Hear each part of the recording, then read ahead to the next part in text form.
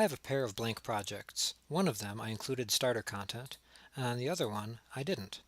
So what's the difference between a project with starter content and without starter content?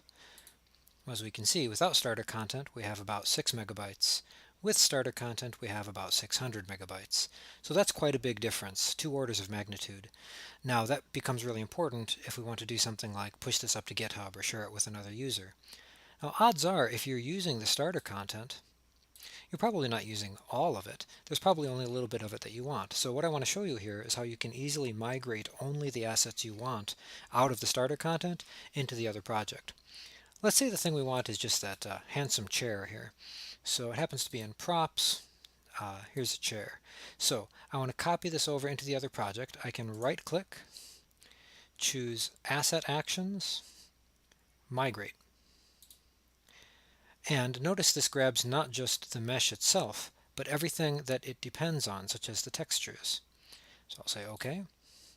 And now I can tell it where should this project go. So go into the project without starter content, under Content. It says it completed the migration. Let's head back to the other project. And now we have a folder here where there wasn't one before, and inside we have just the chair.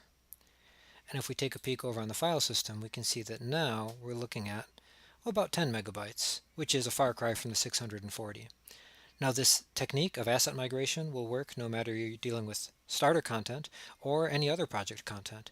So based on this workflow, I think it's a good idea to have a sandbox sort of a project where you can play with all sorts of stuff you downloaded from the marketplace or from the starter content. And then when you decide what you really need in your project, only bring in those assets that you actually need to use. I hope that's helpful.